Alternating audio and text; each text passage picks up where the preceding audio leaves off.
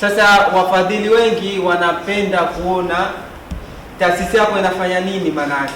Kwa manake ili ajue media labda waje kufanya labda vipindi au labda kuna function tofauti.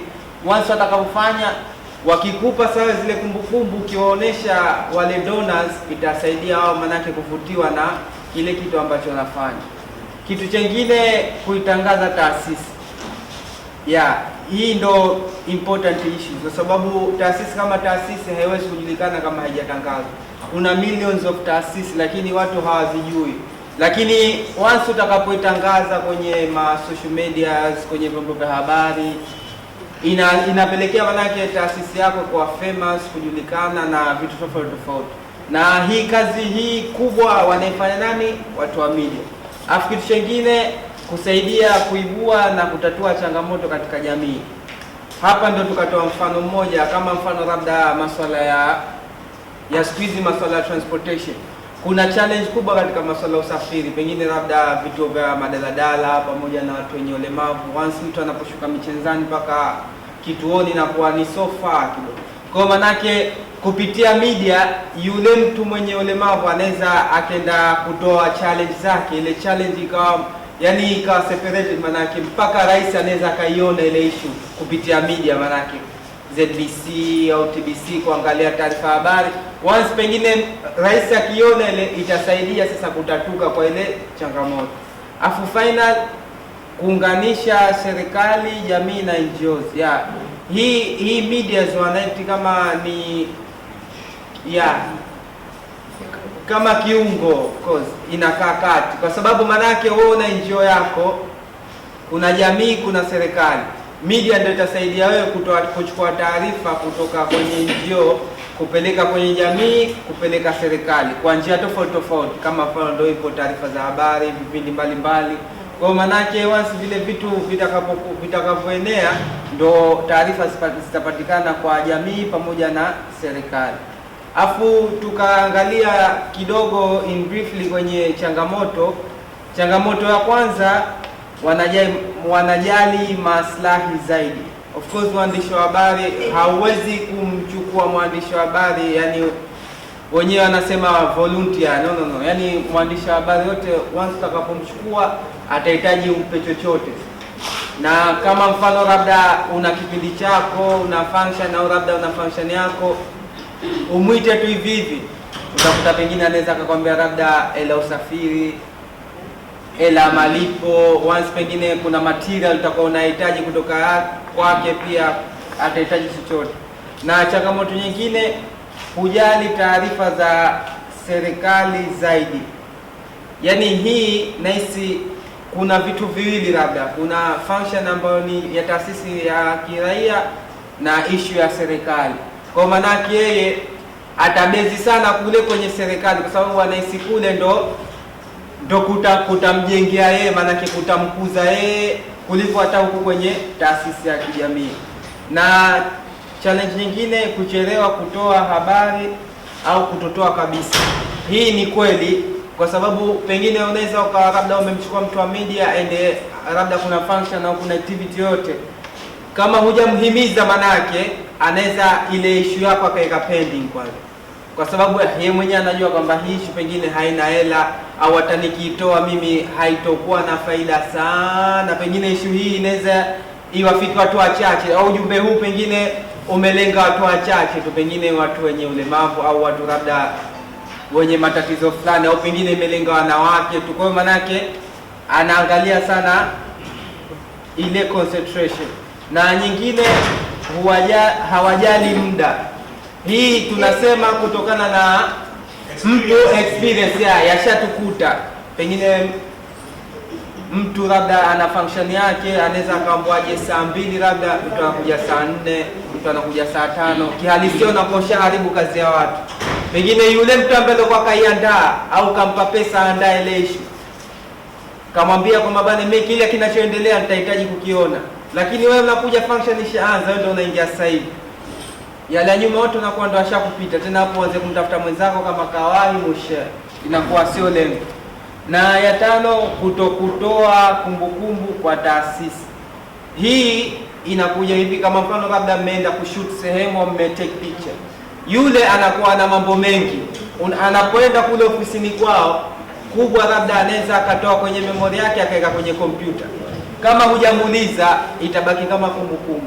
Kama mfano watu wa TBC tuliwachukua, kuna function ya Mahonda, yale material wamekaa nayo. Sasa yule mtu wa Zanzibar Cable akawa anahitaji yale material, na sisi pia tunahitaji. Sisi tukawa hatujaambia kitu, almost imefika hata wiki. Yule mtu wa Zanzibar Cable sasa akatuambia sisi tuwapigie watu wa ZBC watupatie yale material. Kwa hiyo manake sasa hivi yale material manake ndio yako on process ili yapatikane. Kwa manake hii inakuwa inachukua muda mpaka uwahimize, manake sio kama mtu labda akishafanya kazi tu siku ya pili bwana mzigo wako uwapa, kazi imeisha. Na nyingine kutokutoa taarifa kwa usahihi. Hii inakuwa ni mistake ndogo ndogo tu ambazo labda waandishi wa habari inaweza ikatokezea kutokana labda na umakini au misunderstanding na ile issue ambayo inafanyika. Kama mfano labda kuunganisha videos na sauti, ndio inatokezea kama hii, lakini sio sana kwamba mwandishi wa habari professional achukue kitu hivi ende akatangaze hivi, yani hiyo I make sense hata siku moja. Kwa hiyo hii inatokezea labda kama mfano labda kuunganisha videos na sauti. Inawezekana ikawa video labda inasema hivi, zile sauti zinakuwa tofauti, na hii inatokezea kama mfano labda video kachukua mtu mwingine, sauti anakuja kuambuatie mtu mwingine. Kwa maana yake challenge ziko kama hivi, ila tunashukuru kwamba taasisi za kiraia nyingi zinakuwa inatokea improvement, lakini mchango mkubwa wanatoa media. Asanteni sana. Asanteni sana. Kuna mtu kwenye group anataka kuongeza kitu ambacho labda mwasilishaji kakisahau au hakukutoa vizuri. Mimi naomba tu present na group la pili kwenye group. Ndio. Hakipo nje sana, lakini nilikuwa nataka nijazie kwa sababu kama mchango wetu taasisi na vyombo vya habari, kwa sababu sisi jamii, taasisi tunakaa huku chini kwa jamii na ndo tunafanya nao kazi. Kwa hiyo mambo mengi tunakuwa tunajaribu sisi kuyaona au kuyaibua. Mfano tuseme shule hakuna madarasa ya kusomea, au pengine vitabu, au pengine miundombinu yake sio mizuri. Inawezekana serikali haijaona au imeliona kwa uchache, lakini sisi tukiwa kama taasisi tunakuwa tunachukua jitihada ya kufanya research ndogo ndogo ambazo zinatusaidia katika kufanya kazi zetu. Kwa hiyo tunapoliona lile tatizo ndo tunaanza kuwaelimisha jamii kwamba hapa kuna tatizo hili, na mengine wenyewe wanayasema. Kwa hiyo mwisho wa siku tunaita vyombo vya habari. Vyombo vya habari na wao wanaweza kuyasambaza. Kwa hiyo matatizo ambayo katika jamii, kumbe tunafanya kazi kubwa tukishirikiana vyombo vya habari pamoja na NGOs.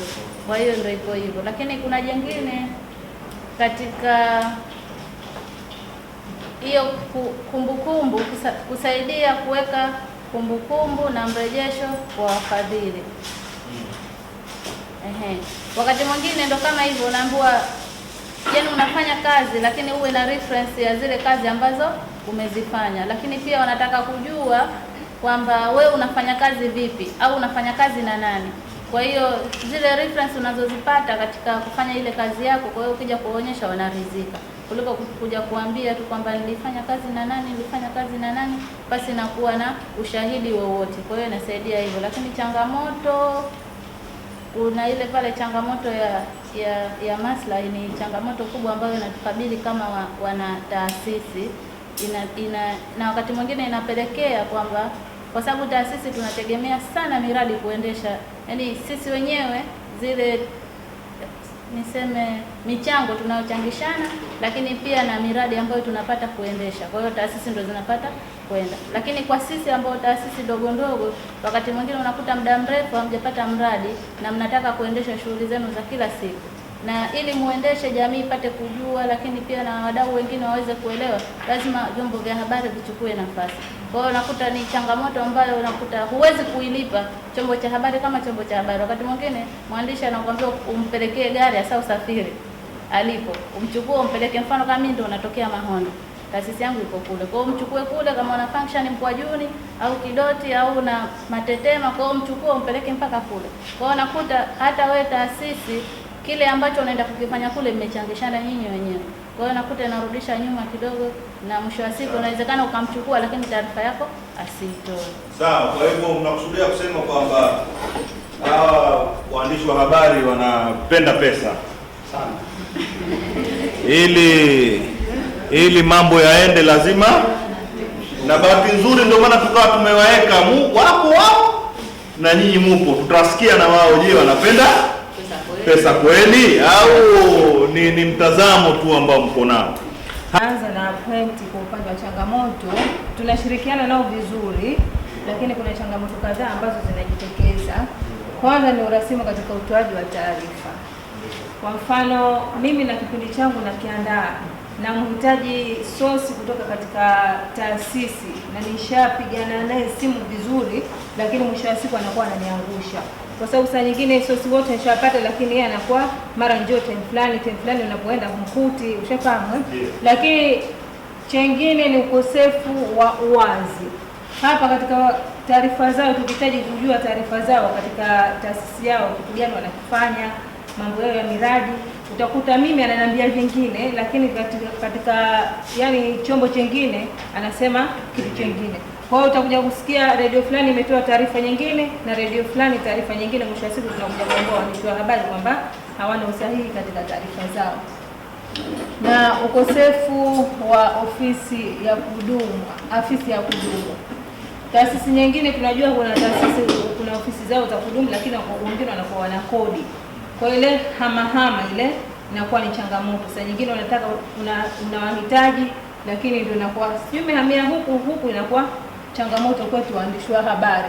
Lakini kukosa kitengo cha mawasiliano. Tunajua katika taasisi kuna kitengo maalum cha mawasiliano kunatakiwa kuwepo, lakini katika baadhi ya taasisi kinakuwa hakuna kitengo hicho, na mwisho wa siku sisi waandishi wa habari tunakuwa tunakosa nani wa kuwasiliana naye tunapohitaji zile habari.